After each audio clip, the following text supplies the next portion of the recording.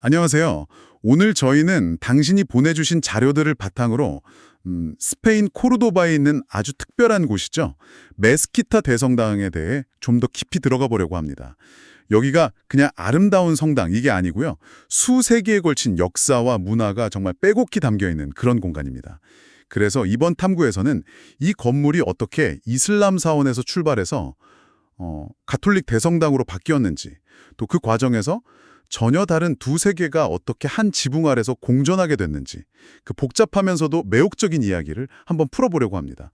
시작부터 재밌는 건 메스키타라는 이름 자체가 스페인어로 모스크라는 뜻이라는 거죠. 네, 맞습니다. 이름에 벌써 역사가 녹아 있어요. 그렇죠. 메스키타가 세계적으로 주목받는 이유가 단순히 오래됐거나 아름다운 섬만은 아니거든요. 역사의 큰 변화 속에서 보통은 이제 이전 걸 허물고 새로 짓잖아요. 네, 그렇죠. 파괴하고 재건축하는 경우가 많죠. 근데 여기는 그 대신에 기존의 이슬람 사원 구조를 상당히 많이 남겨뒀어요. 그러면서 그 안에 가톨릭 성당을 집어넣는 아주 독특한 방식을 쓴 거죠. 그래서 마치 그 고고학 발굴 현장 같다고 할까요? 이슬람 건축 양식이랑 그 위에 더 씌워진 가톨릭 양식이 층층이 쌓여서 눈으로 그냥 보이는 거예요. 이질적인 두 문화, 종교가 어떻게 부딪히고 또 어쩔 수 없이 같이 살게 되었는지 그걸 이 건물 자체가 생생하게 보여주고 있는 거죠. 와, 정말 흥미롭네요. 자, 그럼 그 역사 속으로 한번 들어가 볼까요? 메스키타의 이야기는 8세기, 그러니까 이베리아 반도 대부분을 이슬람 세력이 지배하던 시절로 거슬러 올라가는 거죠. 상당한 모스크였습니다. 당시로서는 세계에서 가장 큰 모스크 중 하나였다고 해요. 와, 세계에서 가장 큰 모스크 중 하나요? 네. 당시에 이제 우마이야 왕조의 칼리프들이 코르도바를 정말 대단한 도시로 만들고 싶어 했어요. 바그다드나 콘스탄티노플에 버금가는 그런 학문과 예술의 중심지요. 그래서 메스키타는 그런 야심을 보여주는 건축적인 걸작이었던 거죠. 수세기에 걸쳐서 계속 증축되면서 점점 더 화려해지고 거대해졌고요. 특히 그 후기 우마이야 왕조 때는 비잔틴 황제한테 모자이크 잔인을 초빙해 와서 미흐랍을 장식할 정도로 공을 들였다고 합니다. 아, 정말요? 비잔틴 장인까지. 네, 그러니까 이슬람 황금기에 정말 정점을 보여주는 그런 공간이었던 셈이죠. 그랬군요. 하지만 역사가 또 바뀌잖아요. 13세기 중반에 그 길고 길었던 레콩키스타, 국토회복운동 과정에서 카스티아 왕국의 페르난도 3세가 코르도바를 다시 정복하게 되죠. 여기서 보통은 이전 시대 종교시설은 파괴하거나 완전히 다른 건물로 바꿔버리는 경우가 많은데 메스키타는 좀 다른 길을 가게 된 거네요. 네, 바로 그 지점이 메스키타 역사의 아주 핵심적인 갈림길입니다. 코르도바를 정복한 기독교 세력이 이 거대한 이슬람 사원을 이제 어떻게 할까? 이걸 두고 분명 고민했을 거예요. 자료들을 보면 이걸 완전히 파괴하기에는 그 규모나 예술적인 가치가 너무 대단했던 거죠. 그리고 또 현실적으로도 어마어마한 자원이 들었을 거고요. 그렇겠네요. 그래서 나온 결정이 바로 사원의 중심부를 딱 떼어서 가톨릭 예배 공간, 그러니까 성당으로 개조하자 이거였습니다. 기존 건물의 외벽이나 그 기둥의 숲은 그대로 놔두고요. 아, 그 결정 덕분에 우리가 지금 이런 뭐랄까 믿기 어려운 건축적 혼종, 하이브리드를 보게 된 거군요. 이게 단순한 재활용이라기보다는 정복의 상징성을 기존 건물 안에다 딱 새겨 넣으려는 그런 의도도 있었을 것 같아요. 마치 거대한 트로피처럼요. 네, 충분히 그렇게 볼 수 있습니다. 정복자가 피정복자의 가장 중요한 상징적인 공간을 차지해서 자기들 종교 표식을 새겨 넣는 것. 이게 권력이 넘어갔다는 걸 가장 확실하게 보여주는 방식 중 하나니까요. 하지만 동시에 어쩌면 이슬람 건축 자체의 아름다움이나 기술적인 성취에 대한 약간의 경외감? 그런 거나 아니면 그냥 현실적인 이유들, 이런 게 복합적으로 작용한 결과일 수도 있습니다. 중요한 건 그 결과로 만들어진 공간이 단순히 그냥 나란히 있는 걸 넘어서서 계속해서 어떤 시각적이고 문화적인 긴장감을 만들어낸다는 점이죠. 그 긴장감을 가장 극적으로 느낄 수 있는 곳이 아무래도 내부에 들어섰을 때 만나는 기둥의 숲 아닐까요? 자료 보니까 850개가 넘는 기둥들이 끝없이 이어진다는데 와, 상상만 해도 정말 압도적일 것 같습니다. 네, 그 경험은 정말 독특합니다. 일단 들어가면 각기 다른 시대, 다른 지역에서 가져온 기둥들이에요. 재질이나 양식도 조금씩 다 다르고요. 이런 걸 스폴리아라고 하죠. 이런 기둥들이 마치 나무처럼 빽빽하게 들어서 있어요. 로마 시대나 서고트 왕국 유적에서 가져온 기둥들도 꽤 많아서 사실은 이슬람 이전의 역사까지 품고 있는 셈이죠. 와, 정말 여러 시대가 겹쳐 있네요. 그렇죠. 그리고 그 기둥들 위를 받치는 말꿈 모양 아치. 특히 그 붉은 벽돌하고 흰색 석재를 번갈아 쌓아서 만든 이중아치 구조 있잖아요. 네, 사진으로 봤어요. 정말 인상적이더라고요. 그게 시각적으로 굉장히 잠열한 인상을 주죠. 이 아치들이 천장을 더 높아 보이게 하고 공간에 리듬감도 주면서 동시에 구조적으로도 하중을 아주 효과적으로 분산시키는 역할을 합니다. 그리고 그 끝없이 반복되는 패턴은 뭐랄까 마치 신성한 공간 속으로 깊이 빠져들게 하는 듯한 좀 명상적인 분위기까지 만들어내죠. 우마이야 왕조 건축의 독창성이랑 아름다움을 정말 잘 보여주는 부분입니다. 정말 경이롭네요. 그 숲 같은 공간을 걷다 보면 진짜 시간 가는 줄 모를 것 같아요. 근데 더 놀라운 건 그렇게 큰 변화 속에서도 이슬람 사원의 핵심 요소들이 여전히 제자리에 있다는 점이에요. 대표적인 게 바로 미흐랍이죠. 맞습니다. 미흐랍. 이게 이슬람 사원에서 기도 방향인 메카 쪽으로 움푹 파인 벽감이거든요. 근데 메스키타의 미흐랍은 정말 이슬람 예술의 걸작으로 꼽힙니다. 10세기 알하캄 2세 때 만들어진 걸로 알려져 있는데 아까 말씀드린 것처럼 비잔틴 장인들의 참여해서 완성한 그 눈부신 금색 또 다채로운 색상의 모자이크 장식. 정말 그 정교함과 화려함이 대단해요. 네, 사진만 봐도 정말 빛을 받으면 막 영롱하게 반짝이면서 신비로운 분위기를 만들죠.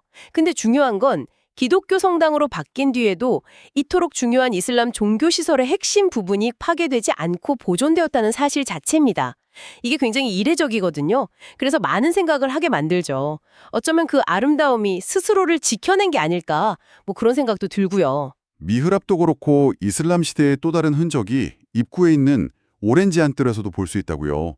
파티오데로스 나라노스, 이것도 그냥 정원이 아니라고 들었어요. 찐 오렌지 나무, 야자수, 그리고 중앙이랑 곳곳에 있는 분수들. 이런 것들이 사막 기후 속에서 시원한 그늘이랑 물소리를 제공하면서 평온함을 줬죠. 정화의 공간이었군요. 네, 이게 또 이슬람의 낙원 사상을 반영한 것이기도 하고요. 지금도 이곳은 그 복잡하고 장엄한 내부로 들어가기 전에 방문객들이 잠시 숨을 고르고 마음을 준비하는 그런 완충 공간 역할을 톡톡히 하고 있습니다. 이슬람 시대의 흔적들을 이렇게 살펴봤는데 이제 그 위에 세워진 가톨릭 성당 부분을 좀 더 자세히 봐야겠네요. 기둥의 숲 한가운데에 자리 잡고 있다고 하셨죠? 네, 바로 그 점이 메스키타를 더더욱 특별하게 만드는 지점입니다. 그 광활하고 수평적인 이슬람 사원 공간, 그러니까 낮은 천장에 끝없이 펼쳐진 기둥들 한복판에 하늘을 향해서 수직적으로 쑥 솟아오른 카톨릭 성당 본당이 딱 자리 잡고 있는 모습. 이게 정말 극적인 대비를 이루죠. 이게 16세기에 카를로스 5세, 그러니까 신성 로마 제국 황제 카를 5세의 허가를 받아서 짓기 시작했는데요. 공사 당시에도 기존 사원 구조를 훼손하는 것에 대해서 반대가 꽤 심했다고 해요. 그런 논란이 있었군요. 당연히 그랬을 것 같아요. 그래서 실제로 완성된 성당은 어떤 모습인가요? 성당 본당은 기공 골격은 후기 고딕 양식이고요. 그 위에 르네상스 양식의 돔, 그리고 아주 화려한 바로크 양식의 성가대석이나 제단 같은 것들이 혼합된 형태입니다. 높은 천장, 스테인드 글라스를 통해 들어오는 빛, 정교한 조각과 장식들. 이건 전형적인 유럽 대성당의 장엄함을 보여주죠. 주변의 이슬람 양식이랑은 완전히 다르겠네요. 네, 너무나도 이질적이어서 마치 가른 건물 두 개를 억지로 붙여놓은 것 같은 느낌을 주기도 합니다.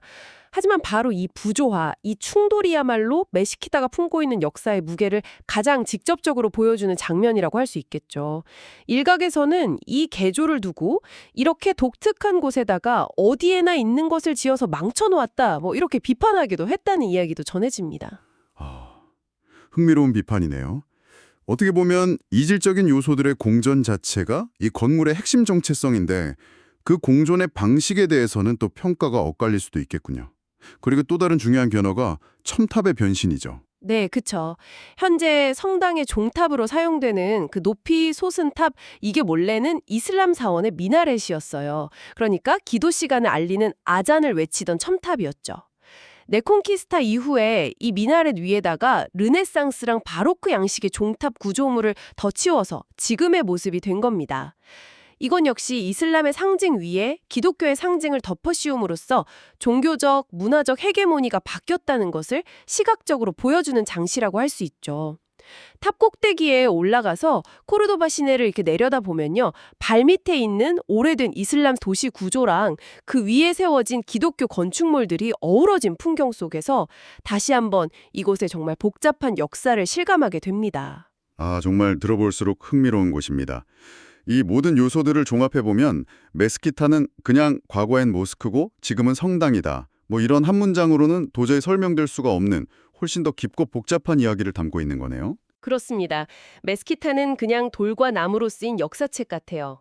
아란달루스의 이슬람 황금기, 레콩키스타를 통한 기독교 왕국의 부상, 그리고 그 이후 수세기에 걸쳐서 계속 이어진 문화적인 상호작용, 갈등, 공존의 역사가 건물 곳곳에 다 새겨져 있는 거죠.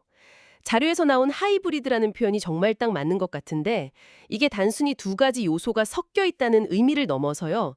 서로 다른 정체성이 한 공간 안에서 계속 긴장하고 대화하면서 만들어내는 그 독특한 에너지까지 포함하는 개념인 거죠. 좀 어색하지만 분리될 수는 없는 마치 하나의 유기체처럼 느껴지기도 하고요. 당신께서 이 메스키타 이야기에 귀 기울여야 하는 이유도 바로 여기에 있다고 생각합니다. 이것은 책이나 다큐멘터리만으로는 온전히 이해하기 어려운 역사가 겹겹이 쌓이고 문화가 융합되거나 때로는 충돌하는 게 어떻게 실제 공간 속에서 구현되는지를 너무나 생생하게 보여주거든요. 과거를 어떻게 기억하고 현재와 어떻게 연결하고 또 미래 세대에게 무엇을 이야기할 것인가에 대한 좀 묵직한 질문을 던지는 곳이죠. 단순한 관광 명소를 넘어서서 인류 문명의 복잡성을 돌아보게 만드는 깊은 울림을 준다고 생각합니다. 네, 정리를 좀 해보자면 메스키타 대성당은 단순한 종교 건물이 아니라 역사적인 변화와 문화적인 적응에 굉장히 강력하고도 복합적인 상징입니다. 한 시대의 공간이 다음 시대의 필요에 의해서 다른 용도로 쓰일 때 과거의 흔적을 완전히 지우지 않고 오히려 끌어안음으로써 더 풍부한 의미를 가질 수 있다는 걸 보여주는 아주 좋은 사례죠. 이것은 승자의 선언인 동시에 패자의 유산에 대한 의도했든 아니든 간에 어떤 존중이 공존하는 그래서 해석의 여지가 굉장히 많은 공간입니다. 파괴와 단절이 아니라 변용과 중첩을 통해서 역사의 연속성과 복잡성을 드러내는 아주 특별한 기념물이라고 할 수 있습니다. 오늘 메스키타 대성당을 통해서 역사와 문화가 건축이라는 매체를 통해 어떻게 우리에게 말을 걸어오는지 함께 살펴보았습니다. 마지막으로 당신께 이런 질문을 하나 던지면서 마무리하고 싶습니다. 메스키타처럼 과거의 층 위에 새로운 층을 더 씌우면서 때로는 좀 불편한 동거를 이어가는 방식이 있고요. 아니면 과거의 흔적을 깨끗이 지우고 완전히 새로운 시작을 알리는 방식도 있겠죠. 이들 중에 어떤 방식이 우리가 역사를 더 깊이 이해하고 또 현재의 복잡성을 성찰하는 데 더 도움이 된다고 생각하시나요? 완벽한 조화가 아닌 어쩌면 이질적인 것들의 긴장감 넘치는 공존 속에서 우리는 무엇을 배울 수 있을까요? 이 질문에 대한 답을 찾아보는 여정이 당신에게 또 다른 흥미로운 탐구가 되기를 바랍니다.